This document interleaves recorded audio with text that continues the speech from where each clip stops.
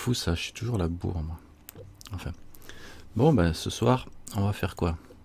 On va faire du texte. Non? Ça vous va du texte? Oui, avec un nouveau cube. Avec un... Ouais attends, parce que là il faut que je baisse le son général parce que je suis trop fort au niveau du son. Moi. Ça me casse les oreilles, volume. Hop hop hop.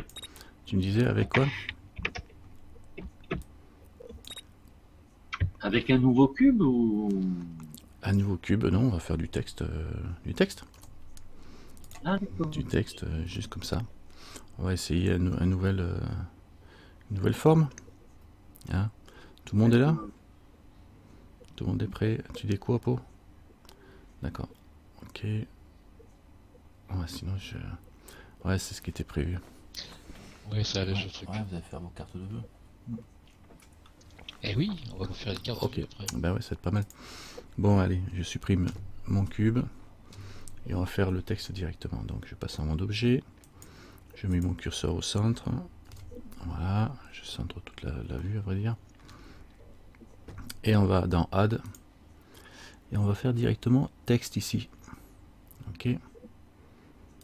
Bon, ça c'est pas très compliqué. Et puis là tout de suite, vous avez du texte. Voilà, le cours est terminé.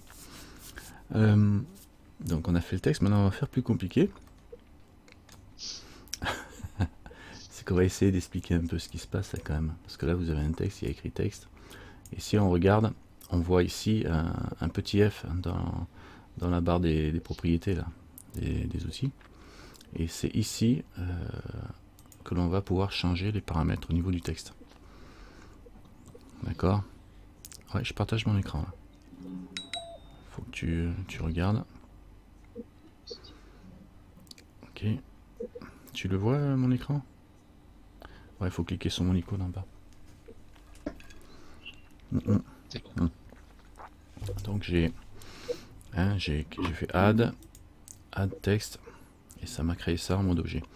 Après je passe quand je clique sur le petit F qui est là-haut dans les propriétés, on voit ici le nom de... S'il y en a plusieurs de textes, ben on devrait en voir plusieurs. Là il n'y en a pas d'autres. Ici on voit le nom de l'objet texte qui est sélectionné. Et on peut le renommer, on va l'appeler bonjour. Non, on va l'appeler bonne. Bonne. On va l'appeler bonne. Comme ça. Voilà, je l'appelle bonne. Et je vais changer, déjà, commencer par changer le contenu de ce qu'il y a là-dedans.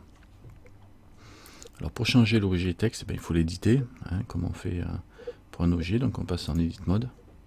Alors, vous voyez, on n'a pas d'autre choix, hein, en fin de compte. Et là, on voit, il y a un curseur, et c'est le curseur clignotant des traitements de texte. Hein. Si je fais backspace là pour effacer, ben, ça efface mon texte. D'accord? Tiens, je vais rajouter le screencast pour qu'on voit ce que j'écris. Tac, start, je voulais me mettre en texte ici. Voilà. Donc là j'ai fait backspace pour tout effacer. On voit que le point d'origine il est vraiment pile sur le centre là. Il est là où j'avais mon... Pour effacer, j'ai fait backspace. Comme si tu effaces un texte normal quoi. Tu as le petit curseur qui est là au bout. Alors si tu cliques, tu peux le déplacer avec les flèches, ton curseur. Les flèches droite-gauche. Et tu peux l'effacer avec effacement arrière ou tu te positionnes là puis tu fais supprime normal quoi. C'est comme un traitement de texte quoi, hein, d'accord? Là c'est pas un problème. Puis on peut écrire ce qu'on veut. D'accord. En tapotant, voilà. Et là je vais écrire bonne. En gros, tiens. Ah ben non, on va laisser comme ça. Bonne. Je vais laisser comme ça. Et si je fais entrer, hop, ça fait un retour à la ligne. Année. Ah, mince. Ouais. Et on voit que ça écrit, ça revient au niveau du point d'origine de l'objet. D'accord? Pas compliqué, alors je vais laisser que bonne. Et on va continuer, là-dessus. Alors là, on peut faire un copier-coller d'un texte qui vient de l'extérieur.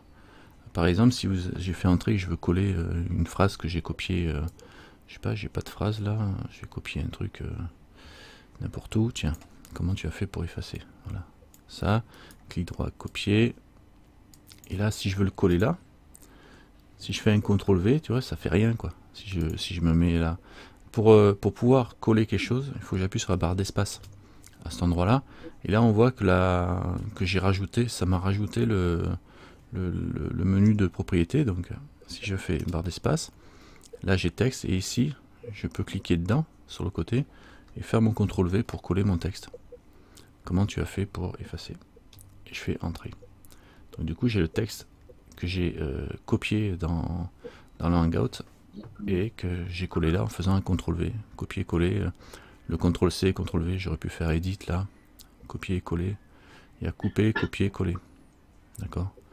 Là, le passkeyboard, c'est quand on a fait un copier, ça le met en mémoire, et puis après on peut le coller. On peut coller un fichier aussi, depuis un fichier directement. Ouais. Tout ce qu'il y a dans un fichier peut être collé là. Donc il faut que ce soit un fichier texte, quoi. Ou un fichier qui contient que du texte. Ok pour ça. Donc faut pas oublier, c'est la barre d'espace qui vous permet de... C'est dans mes outils texte, j'ai pas la même chose que toi. T'as quoi toi dans les outils texte? J'ai pas le petit ici? Là où tu as collé ton... Ouais. Ah, quand j'ai fait... là j'ai fait barre d'espace. T'as fait barre d'espace? Ah non, il faut faire barre d'espace. Ouais. Ok. Barre d'espace. Ah oui, du coup ça s'affiche. Oui, ouais, pardon. voilà. Donc là tu le vois apparaître. Alors si tu fais pas la barre d'espace, tu vois pas apparaître. Tu positionnes ton curseur là où tu veux. Tu peux aussi aller ici, normalement, faire Edit, Paste. Mais tu vois, ça marche pas. Il n'y a rien qui se colle. Donc si tu veux que ça se colle quelque part, il faut appuyer sur la barre d'espace et tu as la ligne là. Et là tu places, tu fais un CTRL V pour coller ton texte que tu as copié à l'extérieur de Blender, quoi. Et du coup ça te met ton texte comme il faut. Alors l'accent de mode, c'est normalement ça te permet d'avoir les caractères accentuer. Le prochain caractère tapé sera superposé au précédent. Pour les caractères spéciaux. Ouais, c'est pour les caractères spéciaux ça. Tu fais espace, accent de mode.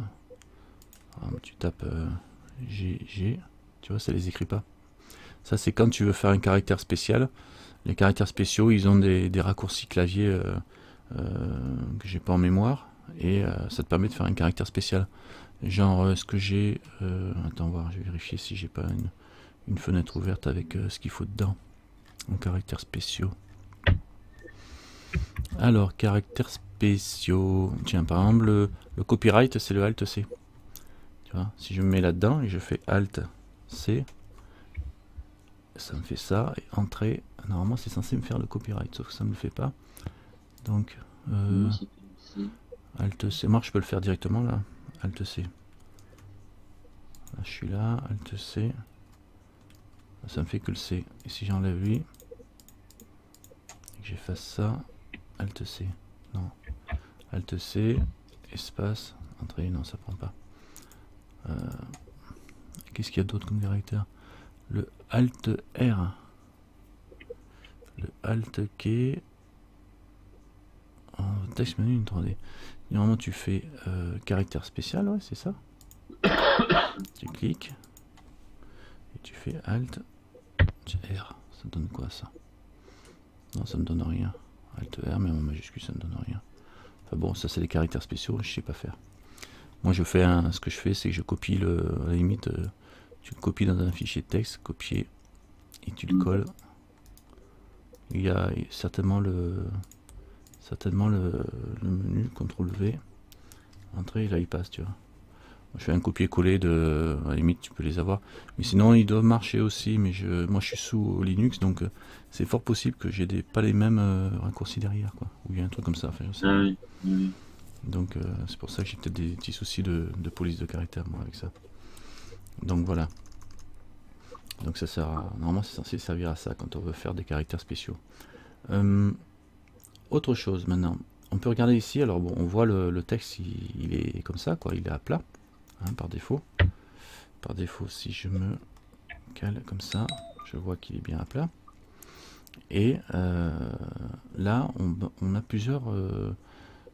on va attaquer dans l'ordre. Hein. On va prendre Shape. Et je vois résolution. Alors ça va être la résolution graphique de du maillage qui compose le texte. Si je diminue, on va avoir un texte qui est beaucoup plus simplifié au niveau du nombre de maillages. Par le haut, il le fait avec 4. Et plus on monte, plus on va monter dans la résolution pour faire les formes des lettres. Hein, le preview qu'on a ici. Et pareil pour le render. Alors là, le preview, c'est dans le mode... Ça change pas. Le preview, tu changes? Change ton preview. Je monte, mais ça change pas. Et si tu montes, oui. Tu passes déjà à 12, c'est déjà haut, quoi. Donc descends plutôt. À 12, tu montes. Au-dessus de 6, déjà, tu vois plus la différence. Et quand tu es à 1 ou 2, là, tu vas la voir la différence. Ça fait un peu comme si tu faisais une subdivision surface, tu vois. Déjà avec 2 subdivisions surface, ça fait ça. Et 3, tu es déjà... Alors 12, je te dis pas, quoi. Alors moi, je me mets à 1 pour voir. Et le render, la résolution render, c'est pareil. C'est-à-dire que si on fait un F12 là, je vois que je suis dans la même résolution que le preview. Si je monte là et que je refais un F12, voilà, ça remonte. Par contre, le render, je peux très bien le laisser à 1, avoir mon preview à 4. Et là, j'ai le rendu à 1 alors que mon preview il est à 4. Donc on peut faire un preview, c'est-à-dire être en mode visualisation comme ça, en bonne visualisation, et faire un rendu avec une résolution plus basse.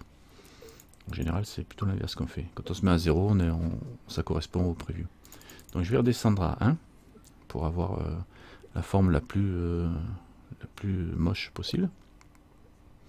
Alors ça, c'est 0 là. Ouais, l'autre il est 0, c'est-à-dire qu'il reprend celui du preview. Après, il y a le fast editing. Alors ça, quand on est en mode edit, on va le voir, puisqu'on est en mode edit. C'est pour accélérer l'affichage. Ça permet d'accélérer l'affichage parce qu'ils ne remplissent pas l'intérieur des lignes qui composent les lettres. Donc on n'a pas la texture, par exemple. Bon, ça, vous avez fait le tester, hein, quand vous cliquez dessus, vous le voyez. Par contre, ça peut être intéressant aussi d'être comme ça. Parce que tu vois, en mode rendu, on est bien rempli. Le rendu, il est bon, quoi. Alors que là, c'est juste pour accélérer l'édition. Après, tu peux aussi le fil des formes. C'est que, ouais, mais c'est ça de toute façon. C'est que ça permet d'appliquer le remplissage qui est à l'intérieur des lettres après avoir appliqué toutes les transformations que tu as pu faire, quoi. C'est-à-dire que ça le fait à la fin. Ça évite d'avoir des débordements. Mais bon, par défaut, il est pas coché. Ça, on n'a pas fait de transformation. Et là, le mode de remplissage qu'on a ici pour remplir le E, par exemple, le mode de remplissage, eh bien, il peut être soit on met aucun remplissage. Donc là, on a des caractères en forme de traits. Et là, même en rendu, on va avoir des traits, sauf qu'on ne le voit pas parce que, évidemment, des fils, on ne les voit pas. Enfin, évidemment, on ne les voit pas en mode filaire, du moins. Donc là, nos caractères, ils sont vraiment faits de traits. Hein, et parce que j'ai mis remplissage aucun. Soit on peut remplir que l'arrière.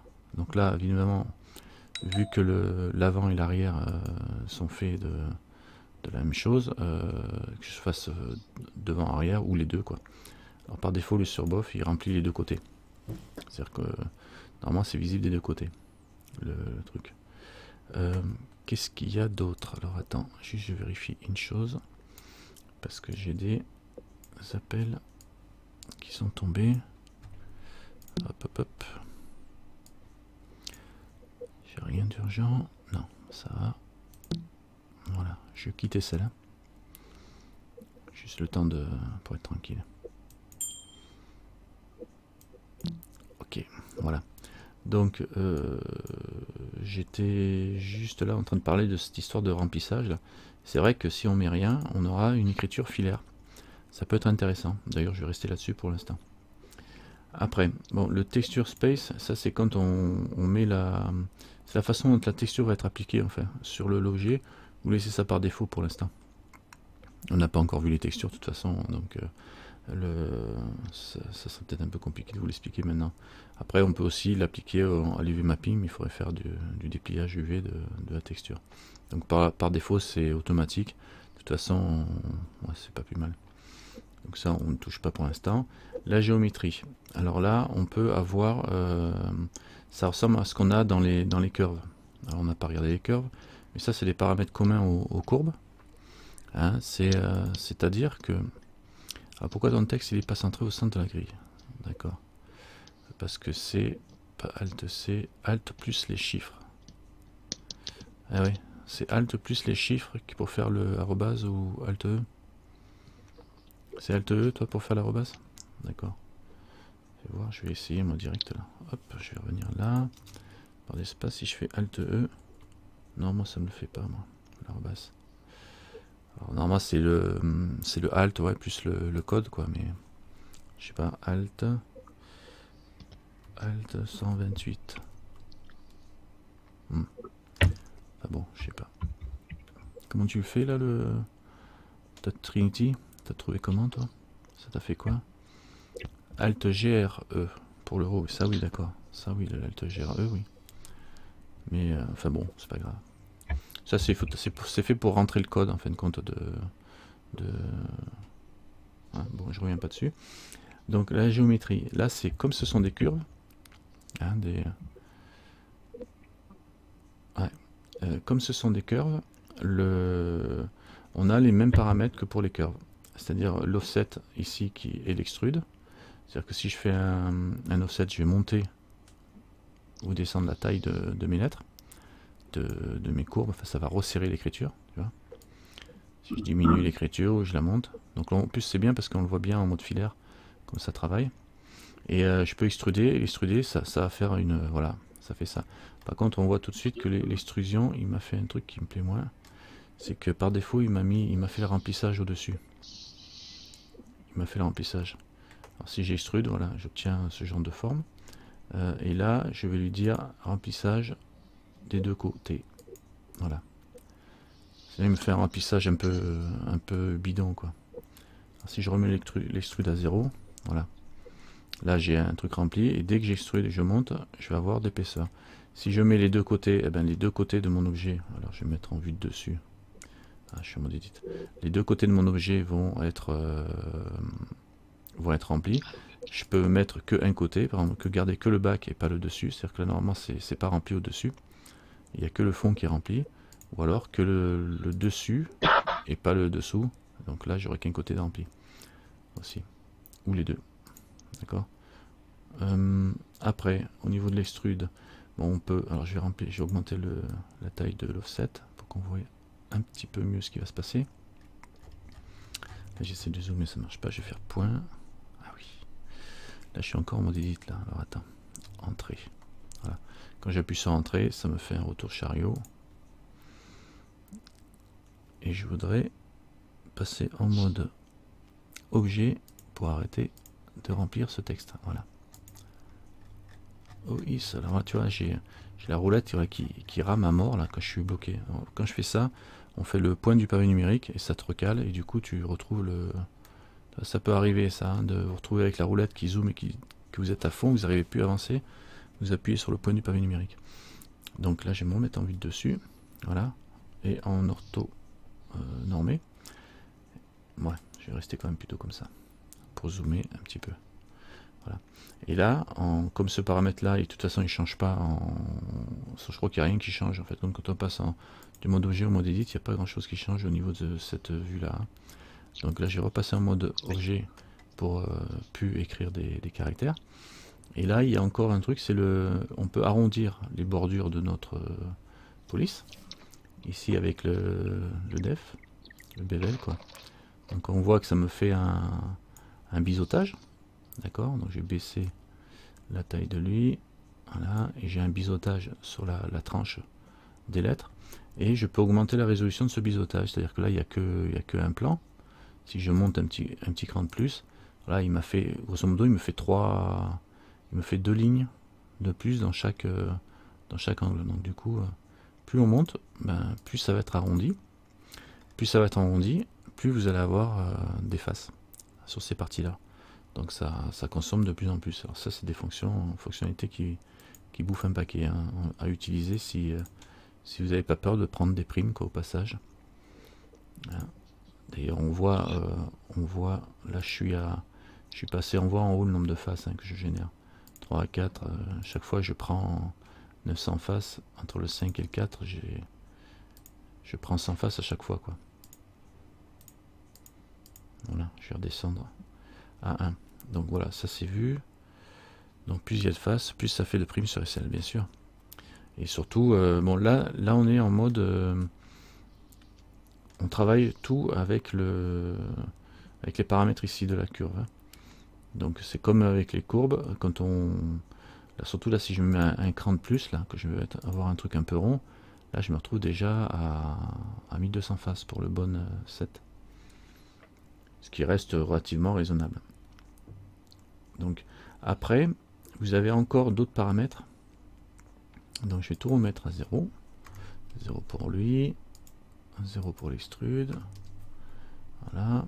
Donc on voit qu'aussi on peut générer de l'épaisseur rien qu'en mettant du def. Hein. Ici. Si je le remets à 0, là, si j'augmente ça, ça va l'arrondir carrément. Voilà, il va être bien pâteux. Enfin, il ne sera pas vraiment arrondi parce que j'ai pas une résolution suffisante, mais si j'augmente la résolution, voilà, il me fait un truc avec des hauts bien arrondis, quoi. Et des P avec des tranches bien arrondies. Sans faire d'extrusion. Hein. Si je veux extruder, bah après je peux monter. L'offset, je vais le baisser. Voilà. Et je vais monter là pour avoir l'épaisseur. Bon, c'est pas ce que je voulais dire. Je remets tout à 0. Puisqu'on a vu vous ferez les essais, hein, vous verrez, ça c'est marrant. Mais c'est très coûteux en face. On va se mettre à 0 là aussi. Il y a une autre chose, comme dans les courbes, c'est qu'on peut avoir un objet qui va servir de remplissage. Enfin, pas de remplissage, qui va servir à suivre les bordures. Ça va? Alors, je monte en gros à 100 000 faces, ça fait grosso modo de primes. Ouais, il faudra voir ça aussi. Donc là par exemple si je prends un objet, alors les objets avec les curves il vaut mieux prendre un objet curve. Donc je fais Shift A, je vais rajouter une courbe, un cercle comme d'habitude, un cercle que je baisse en résolution aussi pour pas avoir un truc trop gros. Et comme on voit, donc si je me sers de ce cercle là comme objet de bend, de bevel objet, c'est lui qui va faire l'épaisseur en fait compte. Si je le prends, je mets Bezier Circle, alors là c'est carrément invisible parce qu'il est trop gros. Hein, donc évidemment là si je fais un S sur lui, je le rapetisse de façon à ce qu'il soit assez petit pour rentrer dans ma taille de mes fils de lettres. Là c'est lui qui fait le tracé, quoi. D'accord? Donc il est là. Quoi? Voilà. Et si je l'agrandis, S juste lui là, S, je l'agrandis, on voit que ça grossit. Évidemment, si j'augmente sa résolution à lui, là je suis en prévu résolution 1, si j'augmente sa résolution, j'augmente la résolution ici aussi. Et si lui je passe en mode edit, et j'attrape les points, on voit pas trop ce que je fais parce que c'est petit, j'attrape un de ces points et que je commence à le déformer, alors peut-être pas celui-là, mais peut-être celui du haut. Attends, j'ai pas attrapé le point, j'ai attrapé une poignée là. Voilà, celui du haut, que je commence à le déformer, ben, ça devrait déformer mon objet. Voilà. Il faut attraper les bonnes, par exemple. Je peux faire ça. Et tout sélectionner et rapetisser S. C'est-à-dire que j'arrondis pas avec un objet qui est rond, avec un objet qui est un petit peu déformé. Ouais. On voit un peu la déformation que j'ai fait à mon petit carré là. Enfin bon, c'est juste pour vous montrer, mais on peut utiliser qu'une seule pièce et la faire assez grande pour obtenir ce genre de déformation. Ça c'est commun au curve. Hein. De toute façon, tu peux certainement pas nous remontrer l'histoire du cercle là. D'accord. Je recommence. Je passe en mode objet, je supprime. X, supprime, voilà. Donc là, pour mieux comprendre, je vais vous le repasser lui en mode aucun remplissage. Donc on se rappelle que les textes ce sont des curves, c'est formé à partir de curves, voilà, à ce niveau là en tout cas, et ces fils là, voilà, là il n'y a aucun remplissage pour que vous voyez quoi. Et ce texte là, ces petites curves là, on peut les faire comme toutes les curves, on peut les faire, leur donner de l'épaisseur en leur demandant de prendre de l'épaisseur, comme forme d'épaisseur, un objet que l'on met à côté. Donc là, pour faire cette épaisseur-là, je viens ici, je suis mode objet, et je vais ajouter un cercle, un Bézier cercle. Une autre curve. Je prends un Bézier cercle. Voilà. Donc là, on a un cercle. Je vais baisser sa résolution. Enfin, par défaut, je ne vais pas la baisser. Je vais juste diminuer sa taille parce que vous voyez, normalement, c'est lui qui va courir, se multiplier le long du fil là, du N, par exemple. Donc, vu qu'il est énorme, donc je vais le rapetisser en faisant S. Direct, comme je suis dessus, je le rapetisse suffisamment pour que, à vue de nez, ça puisse passer. Et là, quand je prends mon bonne là, mon bonne 7, et j'utilise en tant qu'objet de bevel ici, je lui dis utilise le Bézier circle. C'est bon. Je sais pas si vous avez vu mes cours sur les spirales, c'est ce que je fais. En fin de compte. Alors, Bézier circle, donc du coup mon petit cercle, il est appliqué, il va courir le long de. Alors depuis le moment, t'as raté un truc. Ça y est. Plume. Alors Plume, ce que tu fais, c'est que tu poses un Bézier circle ici et tu le rapetisses. Tu le rapetisses de façon à ce qu'il soit bon pour toi. Voilà. Et après, tu reviens sur ton objet de texte et tu l'utilises en tant que Bézier machin. Après, quand tu reviens sur ton objet là, tout ce que tu vas faire à ton Bézier circle, tu vas le retrouver sur ton texte. C'est-à-dire si tu le rapetisses, si je passe en mode edit pour le faire, même si je suis pas en mode edit, mais si je fais un S, que je le rapetisse encore, je peux diminuer la taille et faire une police ou le grossir et faire un truc carrément plus gros. Ou passer en mode edit et le déformer. Hein, si je fais tab en mode edit, là pour le coup j'appuie sur point pour aller zoomer. Je sélectionne celui du bas et je dézoome un peu. Voilà pour voir. Et puis là je le tire vers le bas, celui-là par exemple. Je vais avoir des espèces de déformations. Parce qu'il est mis à la verticale en fin de compte le cercle. Si on préfère, il est présenté à la verticale, donc là on voit mieux là, vu que j'ai tiré celui du bas. C'est comme si le petit cercle était à la verticale, il courait le long du fil, et j'ai attrapé celui du bas, je le tirais, donc j'obtiens une espèce de bonbonne qui est resserrée vers le haut. D'accord. Je pourrais très bien l'agrandir aussi, le bas là, et du coup, est-ce que je peux faire un S dessus? Non, ça ne servira à rien, j'ai qu'un seul. Mais par contre, je peux attraper les deux poignées. Voilà, et faire un S sur les deux poignées pour agrandir le bas. Voilà. Bon, ça se mélange un peu, quoi, mais bon. Ça nous permet de déformer carrément le rendu, quoi, final. Hein, ça peut être rigolo. Alors, comment ça fait qu'on n'a pas de vertice edge face sur le cercle? En mode edit. D'accord. Bah là, il faut se passer. Quand tu passes en mode edit, t'as pas de vertice, c'est un Bézier circle. C'est-à-dire que là, c'est un cercle fait avec 4 points. 4 points qui ont chacune 4 poignées qui permettent de déformer. C'est des courbes de Bézier hein, qui permettent de déformer nos formes à volonté. Hein, plus ou moins serrées. En plus, bon, c'est pas un cours sur les courbes de Bézier, mais en plus, on peut changer parce que là, les poignées, elles restent toutes alignées en fin de compte. Hein. Celle de dessus ou celle de dessous, elle reste bien alignée. Et on peut casser ça en allant ici, là, dans les handles, dans les poignées, et se mettre par exemple en free. En se mettant en free, ben, on peut tourner une poignée dans un sens. Et celle-là, par exemple, elle n'est pas mise en free encore. Donc je peux prendre celle-là, la mettre en free. Je libère la poignée, et puis je mets comme ça. Donc je vais avoir des caractères qui vont être un peu plus arrondi en dessous. On le voit sur le point quoi. Hein, le dessous fait bien arrondi et il reste que le petit au-dessus. Ça peut être sympa pour faire des formes. D'accord. Voilà, c'est comme un PAF sous Photoshop. C'est ça. C'est les curves en fonction d'un PAF. Disons que là en tout cas il fonctionne comme un curve, donc on peut s'en servir. Comme ça. Donc je reviens sur mon objet. Le tapeur objet, ça c'est pareil qu'avec les curves, sauf que ça va être difficile d'avoir un rendu valable dans la mesure où chaque objet va subir le taper. Donc je peux bien essayer, mais à mon avis ça va rien donner de bon. Et là c'est le même système, c'est-à-dire qu'on peut changer la forme, l'épaisseur, enfin le diamètre de la curve en fonction de la position des vertices, des points par rapport à l'origine. Enfin on va voir ça. Mais je pense que ça ne marchera pas bien. Donc, je vais prendre un Bézier, une courbe de Bézier tout court, qui est là. Je vais la mettre en tant que taper objet, déjà. Et je vais...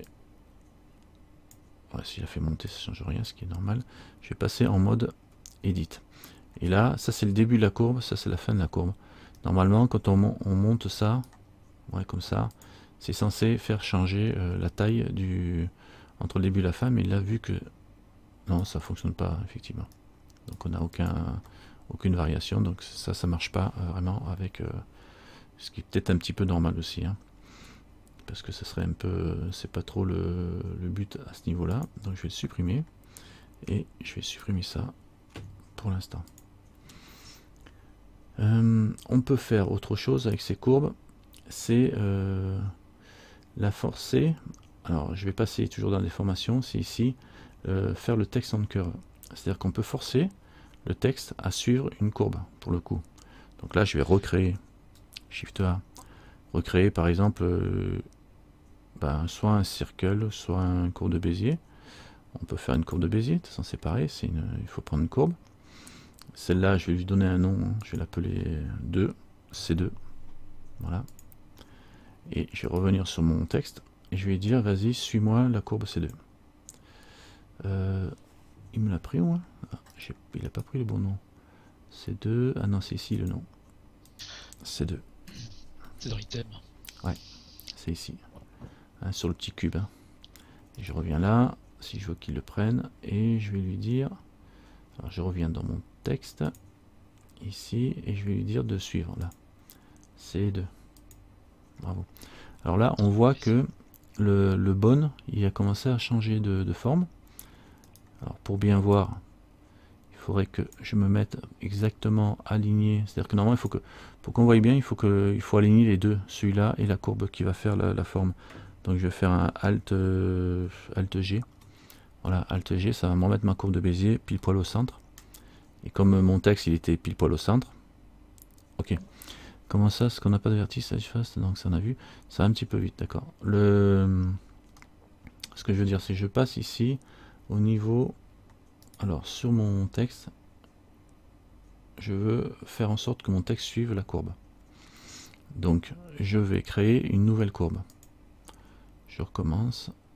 Toi, je te bouge de là. Toi, je te supprime. Delete. Et toi, je te remets là où tu étais. CTRL, alors Alt G. Alors lui, il est positionné au centre ici. Son origine est bien au centre. D'accord? Puisqu'il est là, son point. Donc je prends ici, je vais créer une courbe de Bézier. Alors Shift A, curve Bézier. Donc j'ai une courbe de Bézier de base, mais elle est positionnée ici. Pour bien voir ce qu'on va faire, je vais lui demander de revenir se mettre au centre aussi pour m'aligner avec lui. Donc pour faire ça, je fais Alt G. Ça me remet la courbe à 0. Ou je la positionne à 0 ici. Hein, location, je mets 0, 0 et 0. Ce qui revient au même que de faire un Alt G, parce que Alt G, ça va remettre tout à 0, de toute façon. Donc là, les deux sont superposés au niveau du point d'origine. Hein. Donc je reviens sur mon texte, et je vais lui dire, ici dans Text on Curve, d'utiliser le Bézier Curve, que j'ai pas renommé pour ce coup-ci. Et là, on voit que tout de suite, dès qu'on coche, il prend la forme de ma courbe de Bézier. Et si je sélectionne ma courbe de Bézier, là j'arrive pas à sélectionner, je vais plutôt la sélectionner en haut, Bézier Curve. C'est pour ça qu'il faut les renommer, parce que si vous avez 50 Bézier Curve, vous n'allez pas savoir laquelle c'est qui joue sur votre objet. D'accord? Et là, je passe en mode Edit sur ma courbe là. Je peux la déformer pour que mon objet suive. D'accord? Et là on voit que ça va pas plus loin qu'une certaine distance. Mais c'est un petit peu normal pour l'instant. Donc je peux l'arrondir. Voilà. Comme ça. Voilà. Il va garder, il s'arrondit, mais en gardant l'espace entre chaque lettre ici, parce que ça a été déterminé comme ça. Et cet espace-là, justement, on peut revenir sur la géométrie. Non, c'est plus bas que on voit ça. Alors, je suis ici. Donc, par exemple, j'ai fait ça. Donc, avec le baiser curve, vous pouvez le déformer un peu, mais alors vous n'allez pas pouvoir l'allonger. Vous avez juste ici voilà, ici dans le paragraphe. Alors, vous avez l'espace entre les lettres, ici. Vous voyez, il y a 1. Si j'augmente, ça va se recentrer ou se rapetisser. Et l'espace entre les mots et l'espace entre les lignes aussi que je peux augmenter. Le retour à la ligne, le 7 était à la ligne. D'accord. Je peux augmenter l'espace. Alors là, j'ai un espace entre les lettres qui est gros, mais on voit aussi qu'on arrive au taquet et il va plafonner à la longueur de la courbe. C'est-à-dire que si ma courbe s'arrête là, ben même si j'augmente mon espace entre les lettres, il ne va pas aller plus loin. Par contre, je peux très bien augmenter la taille de ma courbe. C'est-à-dire que là, j'ai ma courbe qui est là. Je peux très bien l'attraper, la rallonger. Et là, comme on a un espace entre les lettres qui est autorisé jusqu'à 10, ben il va s'allonger tant qu'il n'arrivera pas à 10.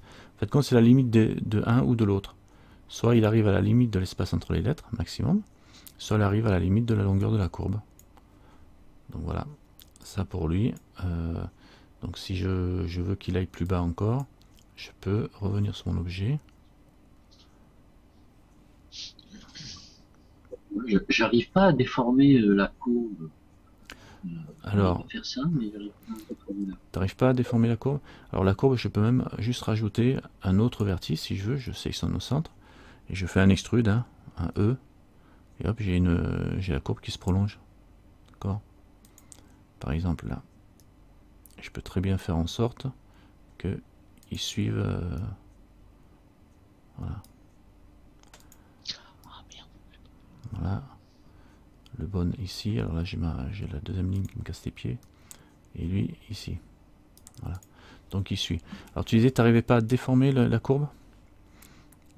Il faut te mettre en mode objet, sélectionner ta courbe. Hein, et après tu repasses en mode edit. Edit mode. Et là tu as les poignées normalement. Tu as les points quoi. Tu dois en avoir que deux de pointe. Voilà. La courbe a fait ça. Et si je veux et là je reviens sur mon objet, si j'augmente, alors mon texte ne bouge pas, il n'est pas sélectionné avec ce biaisier. Alors attends, plume, je sais pas si tu y es arrivé ou pas. L'état, j'ai augmenté la taille, ouais, hop, ça court. Jusqu'au moment où il arrive au taquet quoi.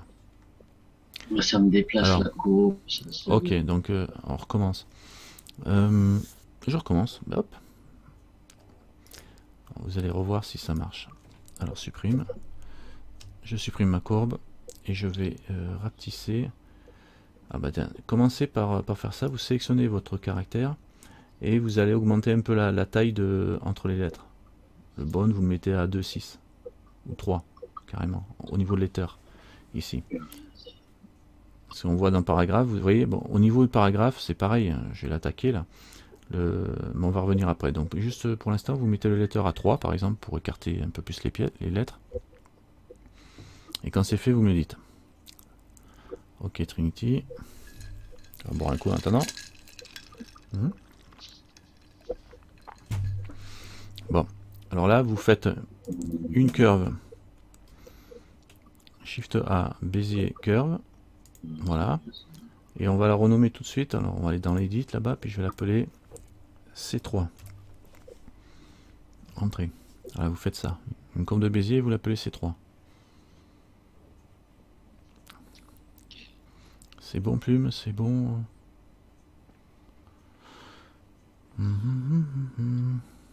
Ok.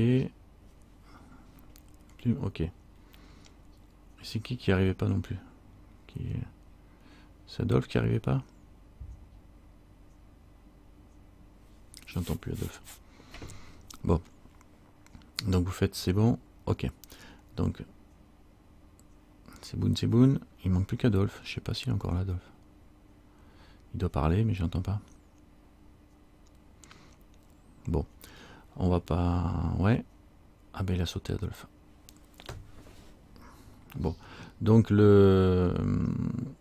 avez la courbe là, on va l'éditer. Alors vous avez renommé en C3, vous l'éditez, et puis on va carrément y rajouter un point. Donc là je sélectionne le point, vous voyez, vous avez un point avec deux poignées.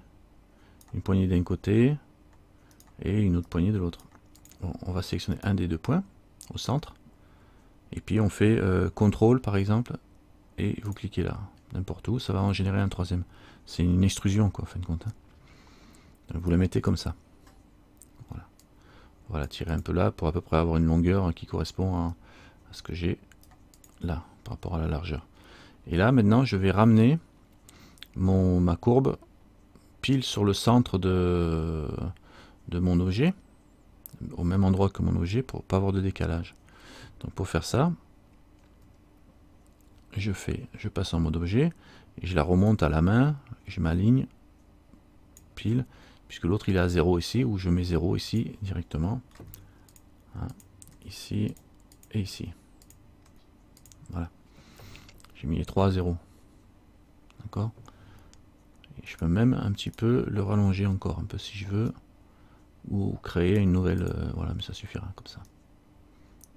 On fait comme ça. Voilà, je l'ai remis à 0, donc en mode objet. Adolphe est revenu. Donc, est-ce que ça fonctionne? Est-ce que vous en êtes là pour l'instant?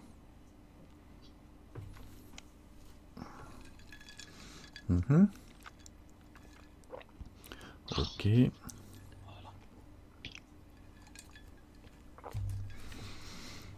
Plume, c'est bon, tu arrives à faire ça? Oui. Donc, ok. On attend un pot et... Non, j'ai des soucis avec mon matos là, c'est Ouais. pas possible. Ouais. Ça change. C'est la folie. Ce soir, c'est la folie. Ah là là, je C'est te une jure. demi-heure pour me connecter à SL. Ouais, c'est la misère de pas. Quand tu as des problèmes de matos comme ça, c'est les limites, les limitations des futures générations de profs et de cours en ligne. C'est que tu auras intérêt d'avoir une bonne connexion. Sinon, ben, Marc, ça changera pas grand chose à ce qu'on fait actuellement. Hein. Tu vis dans un bled au trou du cul du monde, tu as des écoles de. Bon, Marc, ça dépend. Tu peux avoir des écoles. Non plus. Enregistre bien, voilà. hein, tu me feras réviser lundi. D'accord. Donc je vais suivre là, comme ça. Voilà, donc là j'ai refait une courbe, je l'ai allongée, je l'ai replacée à 0 et en mode edit j'ai déformé un peu pour avoir une forme un peu rigolote. Ok, là on y est tous, donc là maintenant je reviens en mode objet, je sélectionne le bonne année, le bon. Je sélectionne mon texte et je vais aller lui dire de suivre en cliquant dans F là-haut. Je vais aller lui dire de suivre ma curve ici. Et là, je retrouve C3. C'est ma curve que j'ai fait. Et je me trouve avec mon bon qui s'amuse à faire un zigzag comme ça. Il va se coller, évidemment. Il s'aligne directement sur la curve vu que j'ai aligné les deux, quoi. Donc, ça marche bien. Ah oui, d'accord. Et si je veux que ça aille plus loin, eh ben, j'ai juste à augmenter l'espacement entre les lettres. Et ça, je peux le faire en bas. Si j'étais à 3, ben, je peux monter ici. Et ça va aller jusqu'au bout de la courbe. Après, quand tu arrives jusqu'au bout de la courbe, ça s'arrête parce qu'il ne peut pas aller plus loin. Sinon, s'il avait eu encore un peu de place pour aller s'aligner jusqu'au bout, ben, il aurait continué à avancer. Voilà. Donc là, voilà le petit truc. Donc et on peut resserrer plus ou moins. Donc ça, c'était juste pour vous montrer. Alors, on peut faire des cercles, on peut faire un peu toutes sortes de choses. Hein. Ou carrément, je reviens en mode edit sur mon texte là. Je vais faire backspace pour effacer mon set, mon point et le retour à la ligne. Et puis là, je peux taper bon espace année. Hein, comme ça. Si je veux. Mais bon, c'est pas ce que je veux faire pour l'instant. Donc voilà, on a cet effet de courbe. L'objet font, je vais pas vous l'expliquer pour l'instant parce que en fait compte on peut faire des textes avec toutes sortes d'objets à condition de les appeler comme il faut quoi, et de les créer comme il faut. Il faut leur donner une forme bien spécifique au niveau du nom et les enregistrer en tant qu'objet et après on peut s'en servir Je sais même pas s'il l'explique pas là, il doit l'expliquer avec le raccourci. On verra peut-être un petit peu plus loin comment ça peut marcher, mais en fait compte il faut créer des voilà, tu vois par exemple famille-A ça va être le A, famille-B ça va être le B. Chaque objet que tu crées, tu l'enregistres et tu l'appelles, tu lui donnes un nom bien précis, famille A, famille B, etc. Et après tu vas pouvoir rentrer le famille ouais, puis il faut activer les duplications vertices. Bon, ça vous connaissez pas. Et après, on peut s'en servir des objets qu'on a créés comme lettres. Ce qui est assez étonnant, mais c'est un petit peu complexe comme méthode de faire, mais ça doit être utilisable. Hein. Mais surtout qu'on peut. L'intérêt, c'est pas d'écrire des polices de caractères qu'on aura fait soi-même, mais à la limite, tu peux très bien t'en servir de l'outil texte pour propager des petits arbres ou des maisons ou n'importe quoi, tu vois, à la limite. Puisque ça reste quand même du mesh. Hein. Donc ça permet d'écrire un texte en forme de le coder, par exemple, avec des maisons, des arbres, etc. Et tu aurais une image qu'avec des maisons, des arbres, etc. Et puis toi, tu sais que telle maison, ça fait tel caractère, etc. Ça pourrait être rigolo, d'ailleurs, comme exercice. Enfin, un peu tordu. Donc après, l'underline, c'est le soulignement, hein, de la position du soulignement. Alors, je suis descendu, mais j'ai zappé un peu ça ici. C'est que ici, alors on est passé là, mais j'ai sauté ça, les fontes. Ce qui est important. Alors évidemment, ce que je voulais dire, c'est que j'ai quand même enlevé les détails que j'ai ici. Et je vais le re-remplir en mettant en mode POF pour voir mon texte. Et je vais enlever tous les réglages que j'ai fait de curve, etc. Voilà. Histoire de revenir à quelque chose de plus lisible. Alors parce que ici on a le menu font. Le menu font, c'est les polices de caractères que l'on peut utiliser. Alors vous les avez tous qui sont marqués comme des F quand vous allez les chercher, sont une police de caractères utilisable. Alors vous avez plusieurs modes dans une police de caractère. Vous avez le mode standard, la régulière. Vous avez le mode gras, bold, le mode italique et le mode gras et italique. Alors bon, normalement quand vous prenez des polices, vous avez tous les modes que vous pouvez aller chercher. Et ici, on peut aller chercher une police de caractère que vous avez dans votre PC. Normalement, c'est dans Windows Font, vous devez avoir ça si vous êtes sous Windows. Moi, j'en ai dans USR, Share, Font, chez moi, voilà, H, Font, voilà. Et TrueType par exemple, ou X11, j'ai type 1, voilà. Ça c'est une série de polices qui est utilisable chez moi parce qu'il y a un petit F devant, tu vois. Il y a un F devant, ça veut dire qu'il peut le prendre. Bon, je prends ça, je sais même pas à quoi ça correspond, et là voilà, j'ai une police de caractère, courrier 10, type 1, italique. Alors celui-là, normalement, il faudrait que je le mette dans italique. Et je pourrais utiliser les trucs. Donc là, pour le coup, il y a des sites internet qui sont intéressants au niveau des polices. Hein. Vous avez Dafont qui est bien et sur lequel vous pouvez aller chercher une police, vous la téléchargez, vous l'enregistrez sur votre disque dur et ou d'autres, hein, il n'y a pas que celui-là, et vous l'enregistrez sur votre disque dur et vous allez la chercher. Alors, je pense que j'en ai pris une hier dans le téléchargement pour faire un test. Ouais, j'avais celle-là par exemple save machin TTF. Et si je la prends, ben voilà, il me met la police, il utilise la police que j'ai utilisée. D'accord? Je me retrouve avec une police un peu... Ouais, c'est comme GIMP. Automatiquement, les fonts dispo comme GIMP. Ben, regarde, hein, si là-dedans tu en as des fonts, normalement il faut aller les chercher. Hein. Il faut aller les chercher. Tu vas les chercher soit dans le dossier font, soit tu... Ben, ça serait un peu... c'est pas toujours une bonne chose de charger tout le dossier font, tu les as sur ton PC, donc il suffit d'avoir le lien, et le lien de tes fonts, tu peux le régler dans tes User Preferences, ici, voilà, dans User Preferences, et tu vas dans File, et dans File, tu dois ta font là, tu vois, ta font, et là tu peux définir le dossier ton dossier de font que tu as sur ton PC par exemple. Et comme ça, quand tu charges des polices dans ton PC sous Windows, il va les rechercher directement. Sinon, ben, tu te donnes un autre dossier dans lequel tu mets les polices que tu télécharges parce que tu veux utiliser des polices spécifiques. Hein. Donc bon, moi je préfère les récupérer au fur et à mesure. De toute façon, je ne m'en sers pas assez souvent. Mais... Donc voilà, donc quand tu vois une police qui te plaît bien, hop, tu prends ta police et tu la charges. Et pareil, en mode régulier, en mode bold, italique ou bold et italique. Après, une fois qu'elles sont chargées, tu peux t'en servir directement là. Qu'est-ce qu'il y a d'autre? La taille de ta police, évidemment, que tu peux faire grossir ici, ou rapetisser. Et tu as le pencher. Voilà. Tu peux le pencher à droite ou à gauche. Hein. Le share pour pencher. Donc ça, c'est des réglages qui sont assez sympas. Le text on curve, on a vu. Après, il y a le souligner. Alors, vous voyez, ici, quand on veut définir une police, on peut la définir. Alors, il faut l'encadrer, la sélectionner. Alors, pour sélectionner, on fait mage avec les flèches en arrière, tu vois. Ou alors, on se positionne. Mais je ne sais pas si je pourrais me positionner, non. On fait mage avec les flèches en arrière ou flèches en avant pour faire une sélection d'objets, de caractères. Et on peut le mettre en gras. Alors là, il est pas, la police, elle n'existe pas, donc il va rien changer. Par contre, l'underline, lui, il va marcher, je crois. Underline, non. Si je valide. Non, là, j'ai fait entrer. Et non, parce que j'ai pas la police underline, c'est bizarre ça.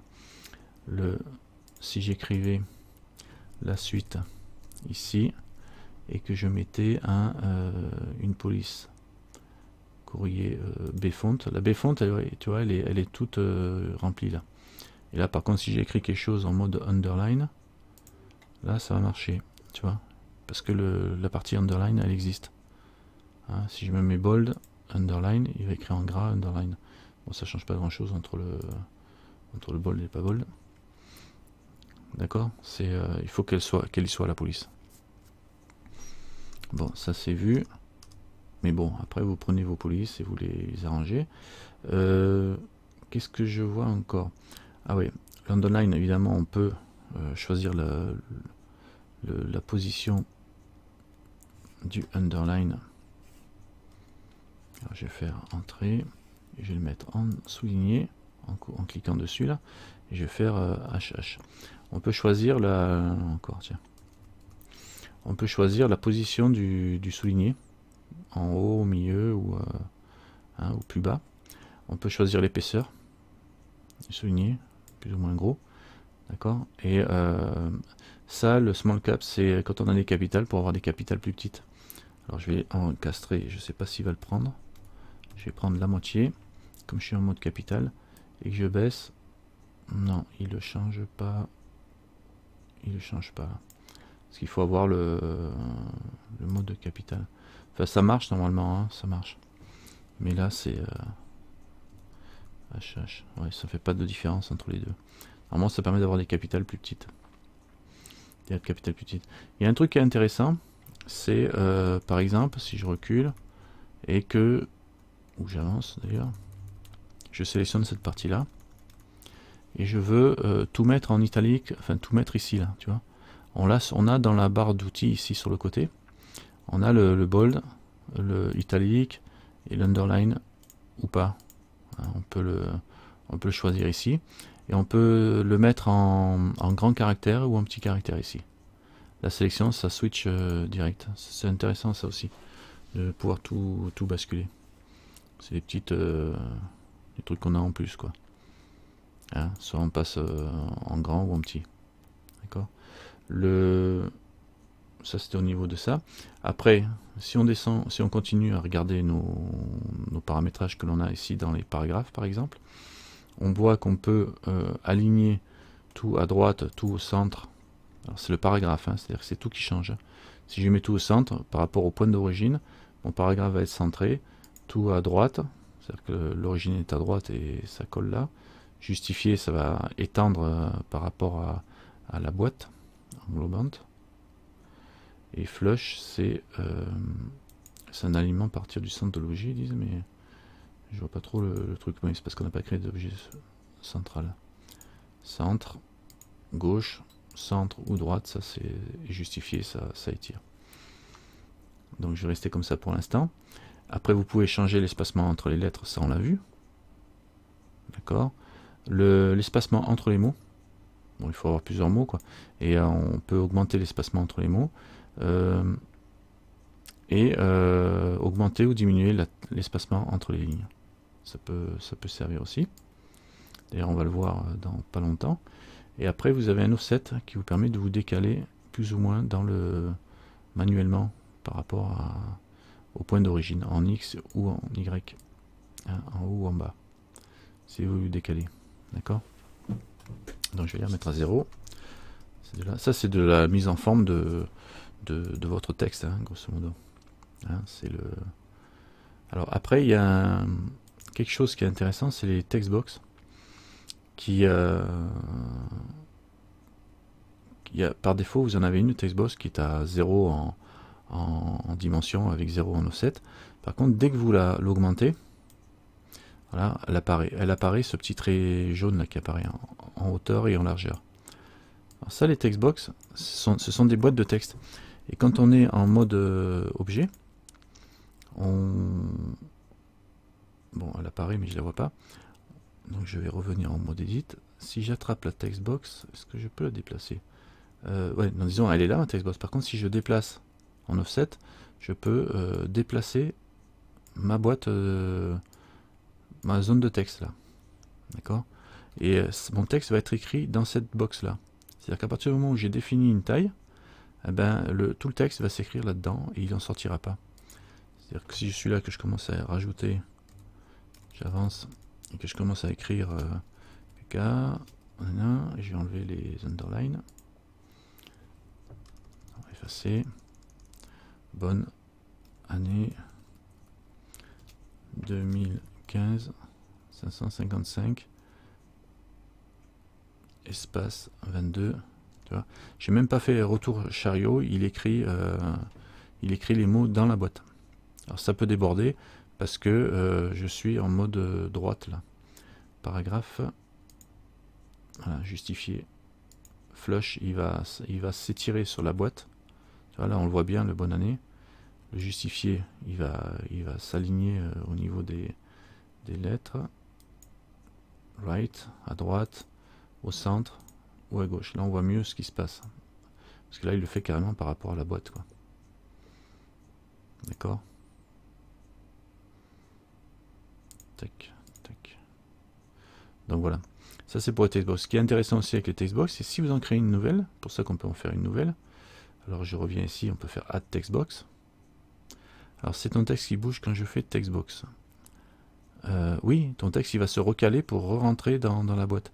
À partir du moment où tu changes la taille, tu crées une textbox, ton texte il va se caler. Et ce qui est rigolo, c'est que si on fait add textbox une deuxième, qui fait 8 par 8, je vais la bouger elle par contre. Ça c'est une deuxième textbox, que je vais descendre ici. Ben, si je continue à écrire ça dans la première boîte, c'est-à-dire que si je suis là, 2015, machin, GF, machin, Toto, ouais, ça continue à écrire dans l'autre. Fait du boudin. Voilà, ça continue, ça passe d'une textbox à l'autre. C'est rigolo.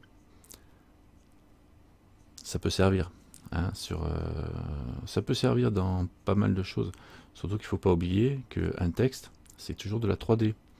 Donc vous pouvez prendre le texte ici sélectionner une partie avec Shift et je recule. Hop, je avance. Je peux faire une rotation là. Ah là. CTRL Z. En mode objet, ça sera mieux. Et là, je peux faire une rotation sur les X de mon texte. Donc, je suis bien dans un texte 3D, hein, je veux dire. Faut pas oublier, c'est du. Donc, on peut le retrouver dans. Et après, normalement, les objets, bon, c'est les textbox, mais après tout ça, on pourra les séparer, etc., comme on veut dans Blender, une fois que j'aurai transformé en mode éditable. Donc ce que je vais faire juste pour le test, là pour le coup, c'est que je vais, alors les textbox, bon, on a vu, hein, et donc les paragraphes, on a vu aussi, bon, le gros on l'a vu. Ce que je vous propose de faire, c'est de mettre que un côté. Je vais mettre, bon, je peux laisser comme ça, c'est pas gênant. Rempli à fond, donc ça va. En résolution, je vais descendre à 1 pour pas avoir trop de... Allez, là, on va se mettre à 3. Et là, je vais faire un bonne année 2015. Donc, je vais revenir en mode edit. Je vais effacer tout ce que j'ai là-dedans. Et on va écrire bonne année 2015. Hein? Centré, comme ça. Ça vous va? Et je reviens en mode objet. Parce que histoire de... Et là, je vais le redéplacer. Et je vais remettre la textbox. Où es-tu, toi? Voilà. Je vais le recentrer. Comme ça. Et centré par rapport à l'origine. Comme ça. Et après, je le rattrape. Et je le remets au centre ici. Un bonne année 2015, vite fait. Et on va le basculer maintenant en mode éditable, directement en mesh. Alors pour faire ça, là pour le coup, j'ai même pas donné de l'épaisseur parce que je préfère donner de l'épaisseur une fois passer en mode mesh. Alors sauf si vous voulez faire mais même si vous voulez faire des bordures un peu arrondies. Vous verrez que ça, moi je pense que ça coûte moins cher en objet de le faire directement après avoir basculé. Donc je vais le remettre à plat aussi, je vais faire un Alt R. Alt R, ça va annuler les rotations. Du coup il se remet bien à plat. Et je vais en mode objet faire objet et convert tool et mesh from curve. Alors ces raccourcis c'est Alt C et je fais mesh from curve. Voilà. Et là, ça me dit rien de spécial, sauf que maintenant, je suis passé en de curve, j'ai créé un mesh. Donc, je retrouve le menu habituel. Donc, si je vais sur Edit Mode, là, on voit tous les vertices de mon maillage. Et c'est là qu'on dit, waouh, quand même, ça génère pas mal de faces. Hein, c'est pas super propre non plus, quoi. C'est pas super joli. Alors, tant qu'on est à plat et qu'on déforme pas plus le système. Ce qu'on peut faire, c'est le simplifier au maximum en faisant A, en sélectionnant tout, et en faisant X, et on va faire un limited dissolve, par exemple. Comme ça, il va regrouper les trucs en étant le plus à plat possible, et comme ils ont toutes la même surface, ça va simplifier au maximum. Il n'y a que quelques endroits, comme sur le E là, où il y a des angles un peu serrés, où il est allé me rajouter quand même 2-3 barres au milieu. Mais et même sur le haut, il y en a quelques-unes. Je pourrais les dissolver à la main, celle-là aussi, hein, si je veux. C'est-à-dire que là, tu vois, sur le haut, il y a des trucs. Je passe en mode Edge. Je sélectionne lui. Je vais faire un X dissolve. Limited dissolve, il prend pas, mais si je fais un X dissolve Edge. Et là, il n'est pas content parce que la région elle n'est pas valide pour rejoindre des faces. D'accord? Bon, c'est pour ça qu'il l'a pas fait, quoi. Alors, je sais pas. Alors là, ce qu'on va faire, c'est qu'on va tout sélectionner. On va faire un remove double. Une fois qu'on a fait ça, je sélectionne tout. Et je fais un remove double. Voilà, ici. Ça devrait... Là, il en a supprimé 0. Bon, ben... S'il en a supprimé 0, pourquoi il veut pas que les faces là elles soient mises ensemble? Si je mets en mode face, celle-là et celle-là, ouais. Celle-là, elle est centrée là, et celle-là, apparemment, il veut pas la joindre, donc il a décidé de pas la joindre, quoi. Donc je vais pas m'embêter, je vais le laisser comme ça, mais voir si je prends juste un edge et que je bouge, ben, il est bien à plat. Alors ce que je vais faire, je vais tout reprendre, je vais faire un A et je vais faire un SZ0. SZ0. Entrée. Et normalement, lui et lui, il devrait se dissolver. Dissolve face. Il veut pas. Bon. Impossible de créer la face fusionnée. Il n'arrive pas à les fusionner. Il doit y avoir un problème de... Il y a des problèmes de concordance au niveau des faces. Je sais pas. Qu'il n'arrive pas à les voir comme des faces uniques. Donc du coup, ben, soit on retouche à la main, en supprimant les faces qui vont pas et en rejoignant les morceaux à la main. Bon, ça peut faire du boulot. Hein, ça peut faire du boulot. Bon là en l'occurrence il n'y aurait pas vraiment beaucoup de boulot. Si je fais un X face et après que je prends l'edge ici et l'edge ici et je fais une face, et là maintenant je dois peut-être pouvoir arriver à dissolver tout ça. Quoique le centre de la face il est là, X, et voilà, il a tout supprimé parce que j'ai fait un X pour supprimer. Alors CTRL Z, X, dissolve, face, ouais, région limite non valide. Bah, apparemment c'est parce que le point central de ma face il est bien au centre dans une région vide et du coup il ne doit pas arriver à comprendre ce qu'il faut faire. Et ce qui doit se passer au niveau des B, parce qu'on a les points centraux qui sont pas forcément aux bons endroits et du coup il n'arrive pas à comprendre comment il faut qu'il travaille. Et sur le E aussi, pareil avec on a une zone vide là. Ouais, c'est ça à mon avis qui pose un problème. Donc voilà, bon ça fait quand même beaucoup plus propre. Alors vu qu'on a des faces qui sont bien plates, ça pose pas trop de soucis quand on importe dans SL d'avoir des n-gones comme ça, il va générer les triangles à sa sauce, mais pour nous c'est plus simple. Et là pour le coup ben, on sélectionne tout et on fait une extrusion, donc avec un E ça doit marcher direct vers l'extérieur. Et comme on n'aura pas beaucoup trop de faces, au moins on va économiser quand même. C'est-à-dire que pour mon bonne année, là je suis à allez, 200 à 294 faces, c'est quoi ça? Attends, je passe en mode objet. Voilà. À 294 faces, c'est ça. D'accord. Et si je veux lui faire juste le haut en mode bevel un peu arrondi, là je fais CTRL B et je tire. Du coup, je vais avoir la même chose que j'avais de l'autre côté, avec un petit coup de... et je valide, alors j'y vais doucement. Voilà, et là je peux changer doucement le réglage.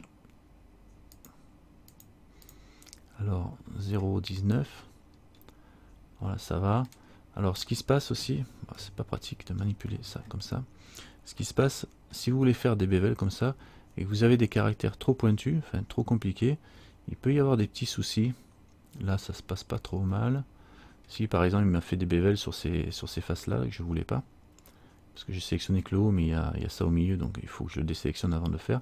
Ici ça se passe mal par exemple, alors il faut faire attention avec le bevel que parfois c'est mieux de le faire avant d'importer, au risque d'avoir un peu plus de faces quoi. Mais bon, après on peut retoucher là en mettant un segment de plus, mais bon c'est pas toujours très joli non plus. Donc est-ce que je peux corriger un peu? 29, 28, voilà, faut pas faire un bevel trop important. Ou le faire que sur les morceaux séparés en fin de compte. Hein. C'est-à-dire que je suis pas obligé le N de le faire avec le même coefficient que les autres. Mais si vous voulez faire des lettres avec des bevels, c'est parfois plus simple de le faire avant de le transformer. Mais bon là pour le coup moi je trouve que c'est pas si mal que ça. Et ouais ça peut aller. Ça peut aller. On peut même l'agrandir, faire un Alt S. Ouch, voilà. Faire des formes un peu plus bizarres encore. Alors, il faut vraiment que je désélectionne les edges qui étaient au milieu parce que ça part en travers. Bon, CTRL Z. Si je fais un Alt S en sélectionnant tout. Voilà, un Alt S en sélectionnant tout, ça ira mieux. Voilà, par exemple. Et là, ben, je peux y mettre un coup de subdivision surface, même s'il y a beaucoup de faces déjà, sur mon objet, pour lisser tout ça. Mais ici, toi, je vais pas y arriver. Hein. Sélectionner ça, voilà. Tac. Add modifier, subdivision surface. Là. En vision. Avec deux subdivisions surface, ça on peut avoir des trucs comme ça. Bon, ça change carrément toute la police, hein, puisqu'on la remplit. C'est très laid, hein. Bon. D'accord. C'est où le bevel? C'est CTRL B le bevel. On sélectionne notre objet et on fait CTRL B. On sélectionne les parties qu'on veut mettre en bevel. Sinon il y a le bevel en mode modifier qui fonctionne aussi, mais sur l'objet entier. CTRL Z. Bon là, mes polices, elles sont un peu pourries, hein, mais là, j'aurais pu faire un Alt S, enfin, tout sélectionner, et faire un Alt S avant, pour des grosses lettres, si je voulais. Par exemple. Là, j'ai un bevel en haut. Là, si je fais des CTRL Z pour revenir jusqu'avant le bevel, voilà. Là, je l'ai pas mis. Je sélectionne tout. Je passe sur mon objet direct. Hein. Je sélectionne tout. Je fais un Alt S pour agrandir les lettres comme ça. Ah, c'est pas beau Alt S. S tout court pour agrandir les lettres comme ça, j'y verrai un peu mieux. Et là, je peux mettre un bevel qui doit traîner par ici. Je l'ai vu. Voilà. Et là, le bevel, je vais le mettre avant le subdivision surface, tant qu'à faire. Et je peux mettre le nombre de segments. Alors, par contre, je vais mettre en mode objet pour voir ce que ça donne. Et lui, le bevel, normalement, il travaille en mode objet. Alors, on va augmenter. Pourquoi je vois pas? Clamp, profil. Si, ça le fait, mais alors c'est super fin. Remarque 0,18. Segment 2, matériel -1. Bah, il n'a pas l'air de trop s'appliquer, le bevel. Bizarre ça. On le voit bouger, mais je l'ai vu bouger, mais tout petit. Sur la pointe ici, je l'ai vu. Attends, je reviens à 0. Segment 2, 3. Profil 1, matériel 1. Oh là là. Ah, je sais pas pourquoi il me fait ça. Si j'enlève ça. Subdivision surface, là il en peut plus. Alors hop. Et bevel. Voilà, là on le voit qu'il me le fait, mais là c'est vraiment minus. 0,1. Ah voilà, parce que là il y a limite méthode en plus. Sur non, sur l'angle. Angle là, au-dessus de 90. Oui, méthode. Ouais. Offset, width. Bon. Solo weight vertex group. Normalement ça devrait passer. Sur l'angle, vertex group non. Il n'y a pas de limite méthode. Et méthode width. Non, je sais pas pourquoi il me... Je vais mettre 2 segments. Ça change, mais il va pas loin. On y vertice. Attends, on va. Edit mode. Pourtant, je suis bien. Profil, j'augmenterai. Je sais pas, il a l'air de pas être d'accord de me faire du bevel comme ça. Donc bon, apparemment, bah, tu fais un CTRL B sur les lettres en tout cas, et là tu tires avec la roulette, avec la souris, et tu arrives à avoir quelque chose de à peu près correct. Et là après tu peux augmenter ici si tu veux, et mettre un nombre supérieur d'arrondis, mais ça risque de multiplier les faces, et donc au bout du coup tu obtiens un truc qui devient assez lourd quoi. J'ai combien de faces là? 9000 faces quoi. Que j'ai mis quand même 4. Alors, je sais pas si c'est plus gourmand de le faire maintenant que de le faire après. Mais c'est jouable, hein. Je mets un smooth shading et on obtient une lettre différente. Après il faut retoucher ce qui a sauté, par exemple le haut là. Là il n'a pas aimé le bevel, il a tiré droit. D'accord. Hop. Après de toute façon c'est de la modélisation. CTRL B. On tire doucement. Alors, vous pouvez maintenir appuyé le mage hein, si vous voulez tirer vraiment doucement sans tout casser. Pendant que vous tirez, et puis c'est bon quoi. Là j'en ai 4, j'en ai bien assez. Avec 2. Voilà, comme ça je le casse comme ça. Allez, je vais en mettre un de plus. Voilà. Ok. Ça vous va? Vous êtes arrivé à faire ça? Pour le biseau? Alors toi c'est pareil, le bevel c'est un biseau, ouais. Oui, ça fait le biseau le bevel, ouais, effectivement. Et toi ça bouge pas? C'est bon, vous y êtes arrivé? Personne répond. Si, je vais couper mon micro. Ah, Plume, t'en es dans l'étape d'il y a 15 minutes? Alors c'était sur quoi?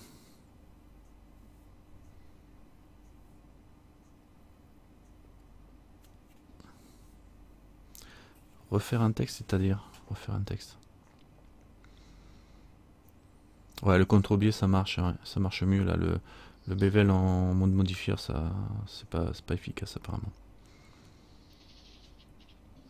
Tu fais le bonne année 2015, tu recommences, c'est ça?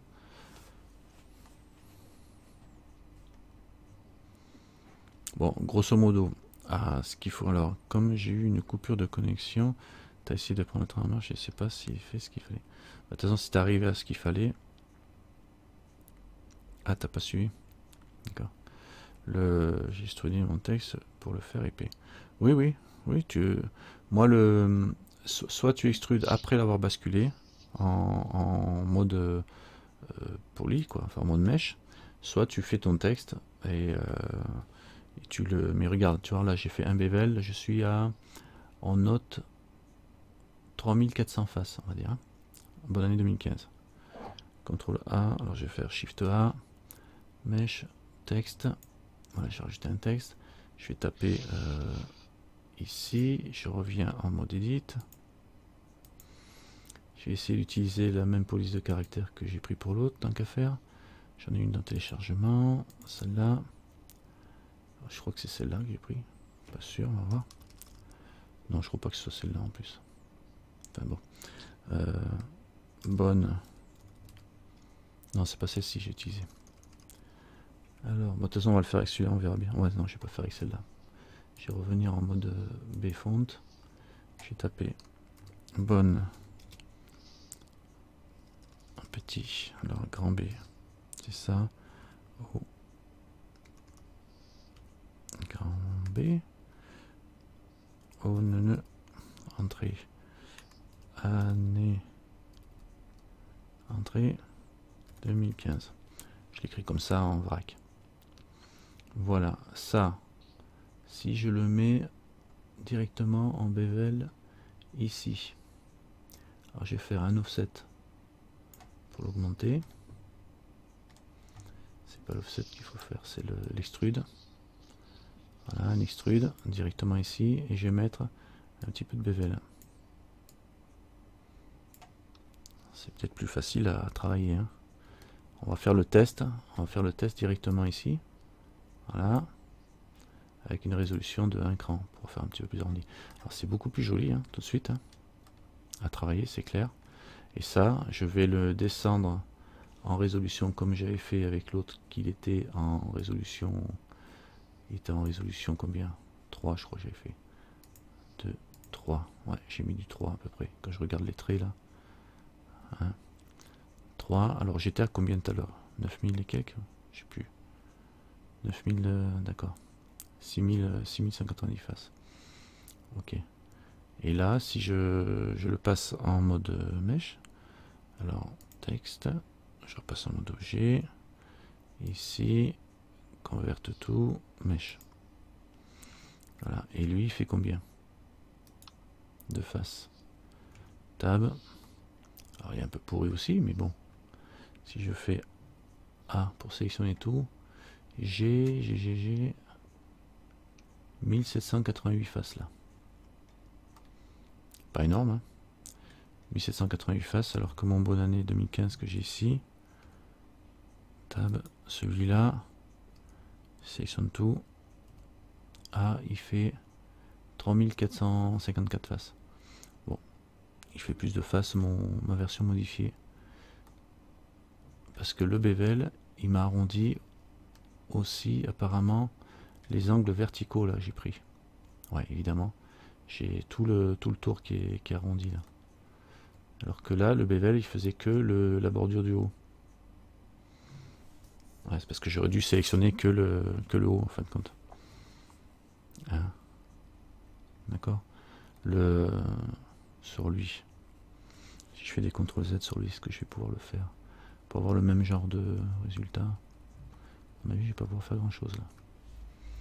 Alors après, vous faites un essai. Si vous avez un maillage trop sale, pas assez bon là, que vous trouvez vraiment que c'est trop cafouchi là, vous faites un X et dissolve face. Voilà, il n'arrive pas à travailler dessus.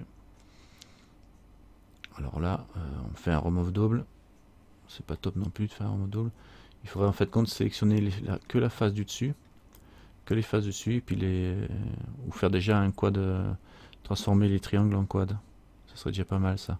Faire un mesh, face, tri to quad. Et ça va me essayer de me simplifier le maillage. Enfin, c'est jamais très de toute façon, les faces qui sont toutes mélangées là, elles sont en mode comment dire, elles sont plates, donc ça posera pas de problème quoi. Donc, vous pouvez travailler avec ce genre d'objet aussi. Hein. Voilà. Donc là, moi j'ai fait un bevel, mais les bevels ils sont pas appliqués pareil. C'est pas les mêmes façons de travailler si vous extrudez après avoir importé ou si vous extrudez avant. Si vous extrudez après avoir importé et que vous voulez modifier des choses, ben on va être un petit peu plus embêté à la limite. Il faudra sélectionner les faces qui sont carrément en surface. Est-ce que je peux faire une sélection de faces identiques là? Si je sélectionne que la face du dessus, la petite, et je fais une sélection similaire, tu vois, je demande de sélectionner les faces qui sont pareilles et qui ont la même normale. Ou même coplanar, qui sont sur le même plan. Normalement ça doit marcher ça. Voilà. Donc ça me sélectionne toutes les faces qui sont sur le même plan. Maintenant je peux faire un CTRL-I. Alors vu qu'elles sont sélectionnées toutes les faces qui sont sur le même plan, est-ce que je peux demander une suppression ou un X dissolve limité? Voilà. Dissolve limité, il travaille pas trop mal. On retrouve le même genre de choses qu'on avait tout à l'heure. Si je fais un A maintenant, je vais réessayer. X dissolve limité. Il corrige comme il peut. Le dessous c'est passé. Et sur les tranches, il a à peu près arrangé ça comme il veut. Donc c'est pas trop mal. Alors je me retrouve avec combien de faces maintenant? Si je fais un A. Ah, j'ai mis 290 faces quand même. Pas trop mal. Pas trop mal. Mais de toute façon, ça va... Si je fais ça dans SL, ça va passer. Bon, on peut essayer pour voir si ça passe. Hein. Je fais un tab. Je vais faire un export. Alors, export Collada. Ici, je vais dans opérateur preset. Je vais dire que c'est de l'OpenSim statique, vu que c'est pas fait pour bouger. Et je vais aller les mettre dans 3D. Et je vais l'appeler bonne année. Bonne année DAE. .DAE. Export. Voilà. Alors, maintenant, vous allez peut-être pas le voir. Voilà, faut que je partage mon écran. Et je suis sorti de Second Life. Dommage. Alors, voyons voir. Sengu. Lancer. Je vais vous le mettre ici. Import. Alors, j'étais pas en plein écran, c'est dommage, j'aurais dû mettre en plein écran. Tant qu'à faire. Et juste voir ce que ça va donner au niveau de l'import si je passe ici en partage sur lui. Ah mince, j'ai craché mon... Je ne pas du tout lancer en même temps, je crois que j'ai craché. Non, il n'a pas craché, ouf, j'ai du bol. Alors moi...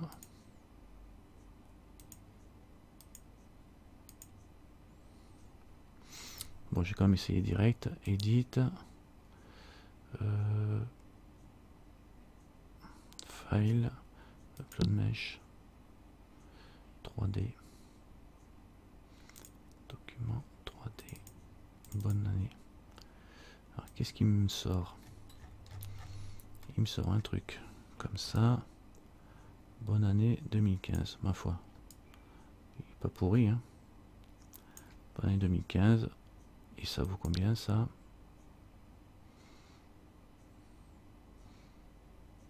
Est-ce que j'arrive à le partager? Ça y est, c'est revenu. Démarrer le partage. Alors bonne année 2015 et ça vaut 5,5 en d'impact. Il doit faire quand même assez gros. Hein. Il doit être, il fait 3 mètres par 2,70 m là quand même. Donc 5,5 en angle d'impact, c'est pas trop mal. 14. Alors je vais casser un peu le lot d'ici en mettant un 0 vu de loin. Voilà, je refais un calcul. Et il va coûter moins cher. 2,3 en angle d'impact, il me coûte que 11. Ok. Il s'appelle texte 01. Ok, j'ai payé. Ok. Est-ce que je peux le poser? Tang, tang, tang. Alors, récent item. Objet. Texte 01. Je le porte à la main. Voilà. Hop, je l'édite. Je vais faire une... Ah oui, des rotations. Voilà, bonne année 2015. Youhou. Il est pas si mal que ça. Hein. Ça, c'est la version directe avec le bevel dans avant de le transformer. Hein. C'est pas celui que j'ai fait en extrusion, etc. Donc ça marche pas trop mal. Ça marche pas trop mal. D'accord. Donc vous pouvez faire vos textes et aller chercher des polices dans Dafont à la limite. Vous allez chercher des polices et il y en a plein des polices gratuites, libres, que vous pouvez importer facilement. Il suffit de l'ouvrir, vous l'enregistrez dans un dossier et vous l'ouvrez. Ok, ça c'est vu. Est-ce qu'il y a des questions? Pour celui-là, je sais plus combien de faces j'avais. Là, celui-là, attends, je regarde. En edit mode, celui-là, il est à 1290 faces. Apparemment. Mais parce que j'ai fait du... j'ai joint les faces alors que dans les salles, il est refait en fait compte. C'est pas vraiment 1290 faces quoi. Et celui-là, il est fait différemment. Ça pourrait être rigolo l'autre de voir ce qu'il vaudrait en mèche si je l'exporte. L'autre il fait 4700 faces. Export Collada. Je vais le mettre en 3D. Bonne année 1. Export. Ok. Et si je reviens ici et je fais un upload, non là je suis pas sur mon... Je cherche à utiliser le hangout pour... il est là. File, upload, mesh. Ouais, je suis en train de la... Ouais, j'ai fait une vidéo. Ouais. Upload mesh, open. C'est pas la meilleure vidéo que j'ai pu faire, mais bon. Et là, j'ai un bon année 2015 différent. Qui est pas mal aussi. Et je vais l'uploader aussi sur... Je vais le mettre à 0 là. Apparemment, il a plus de faces celui-là. Et calculate. Mais il doit moins déloader, ma foi. Celui-là, il me fait un impact 40 en impact, mais laisse tomber quoi. Allô quoi, il fait quelle taille mon truc? Ouais, il fait 8 mètres par 4 mètres là, il faut dire. Alors je vais le mettre en 0,25 pour avoir un truc de 2 mètres comme l'autre tout à l'heure. Juste pour voir. Calcule-moi ça.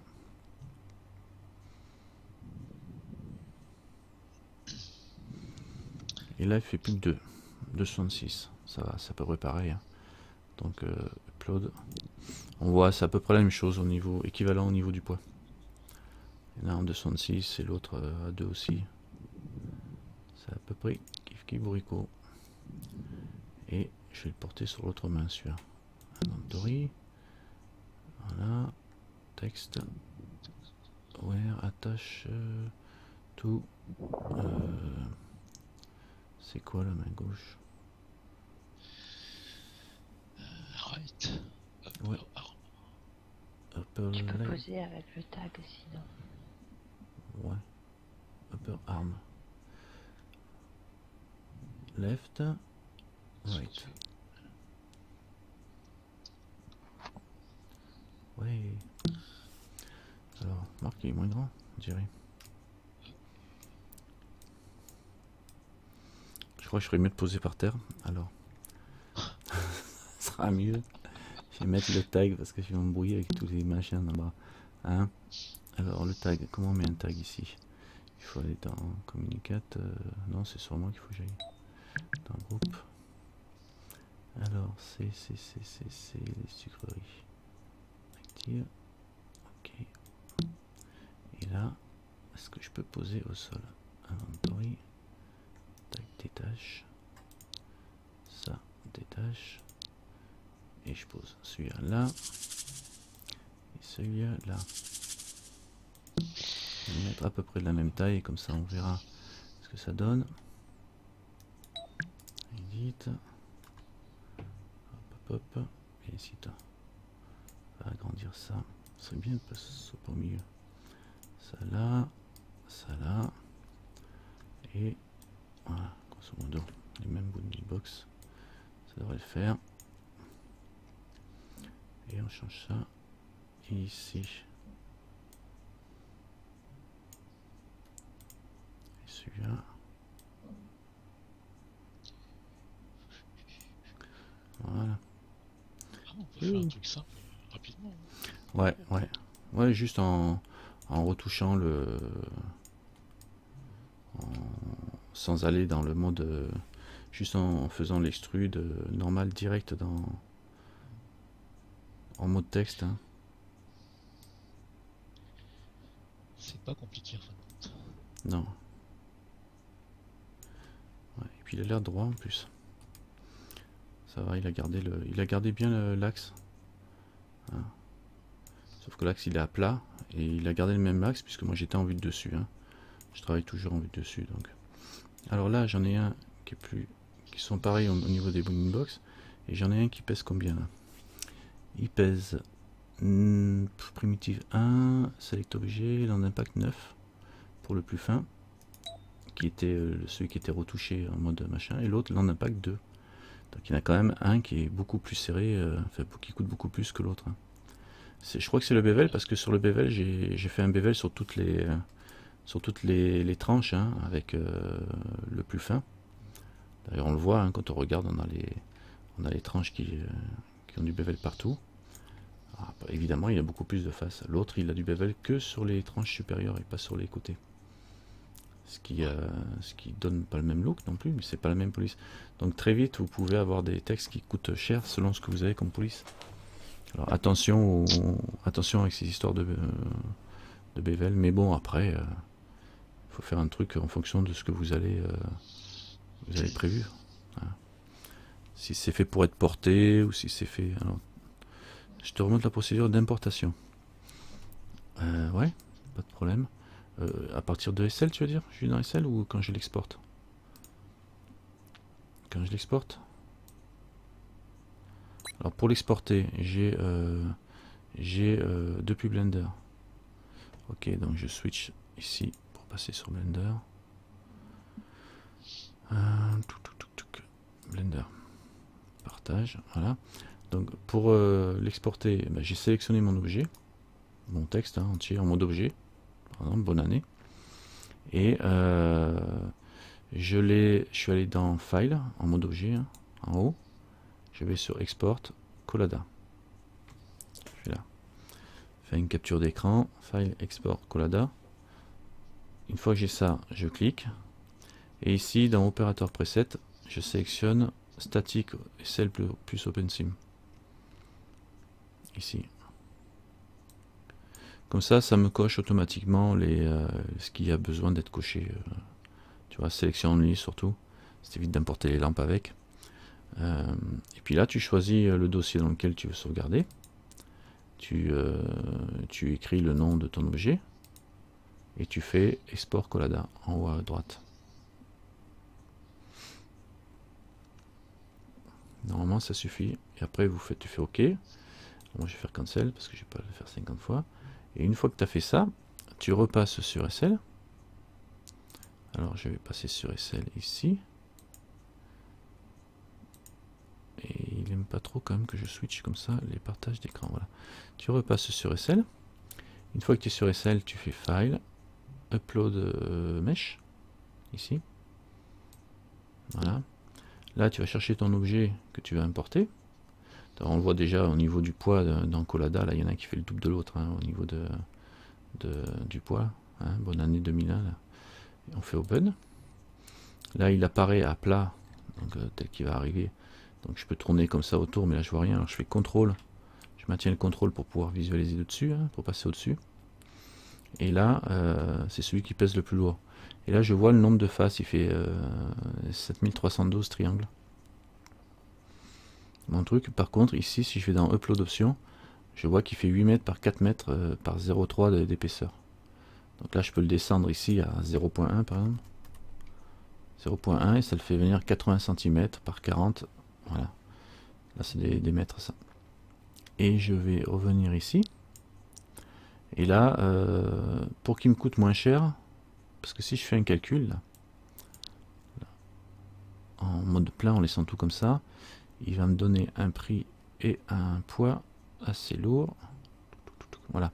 Il me dit qu'il vaut 21 land impact, 21 prime land impact, et il me coûte 32 linden. Alors déjà, je commence par mettre le dernier à 0.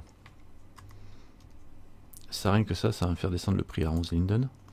Et le land impact aussi, il va descendre. Alors ça, les land impact, c'est enfin, les niveaux de résolution, ça, les LOD, ça, de définition, on va dire. Et celui-là, le lowest, c'est celui qu'on voit quand on est le plus loin possible. Et au fur et à mesure que vous vous rapprochez, vous avez des niveaux de résolution qui augmentent en qualité. C'est pour moins laguer, c'est-à-dire quand vous avez le nez dessus, ben vous êtes à 7312 triangles, vous voyez tous les détails. Et au fur et à mesure que vous vous éloignez, à 5 mètres là ça doit être à 10 mètres, un truc comme ça, et puis ça a plus de 10 mètres, ou je sais plus exactement la distance. En fait, ça dépend aussi de la taille de l'objet. Quand il est petit, il va déloader rapidement aussi. C'est-à-dire que si c'est un tout petit objet, vous pouvez pas trop casser les niveaux ici. Si vous avez un grand objet, vous pouvez casser les niveaux. Et là, je suis à 11 par exemple, à 1,7. Si je prends celui-là par exemple et que je me mets à diminuer fortement, à diviser par exemple, je passe, tu vois, il me propose deux valeurs, enfin, il me propose une autre valeur ici, à 1828, c'est un niveau plus bas encore ça. Je peux très bien, et là 456 au lieu de 812, c'est le niveau en dessous là, je peux très bien prendre 456 pour lui. En principe, quand on bouge ces deux là, déjà ça fait bien chuter l'en impact. Calcul. J'étais à 1,7 je crois. Mais je suis pas très grand quoi. Ouais, Voilà, c'était un 7. c'est toujours un 7 là, ça n'a pas bougé. Et là, si je le descends en 1828, ça, le truc, de toute façon, ce qu'il faut faire pour définir, il faut mettre à 0 déjà les deux premiers. Comme ça, tu as le chiffre au plus bas. Et tu fais un calcul. Là, tu es sûr d'avoir le chiffre le plus bas que tu puisses avoir, quoi, en mettant tout à 0. Donc là, je suis à 0,5 dans mon impact. Donc en baissant quelqu'un bien mon coup, je peux descendre à un chiffre de 0,5, un demi-prime. Donc là, par exemple, je peux passer de 7000 à, on va diviser par 4. Je vais lui mettre 1000. Je vais lui mettre, il y avait combien, 1800, je vais lui mettre 1500 pour voir ce qu'il me propose. Voilà, et il me propose 914. Alors je mets 914. 914. Voilà. Et là, je regarde combien il coûte. Voilà, je suis toujours à 0,5, donc je vais monter un petit peu quand même celui-là. Je vais mettre 100, je vais diviser 200, je vais mettre. Ça, je divise encore. Et je valide. Il me dit 114, je vais mettre 114. Voilà. Et je lui dis, vas-y, calcule-moi ça. Poum, poum, poum, poum. Voilà, 1,36, tu vois, tout de suite, là, ça a grimpé, là. Donc là, dès que je suis, si je mets 50, je propose 28, je vais lui mettre 28. Et je vois. Après, il faut mettre la valeur où ça bouge pas trop, quoi. Voilà, 914, 28. Puisque c'est censé être grand, de toute façon, je vais pas trop déloader. Là, je suis à 0,8, je suis à moitié d'un prime. Mais bon, je vais le mettre à 0. Alors, je vais mettre à... Je vais laisser à 28. Je suis à 0,8 là. Ouais. Allez, je vais faire upload comme ça.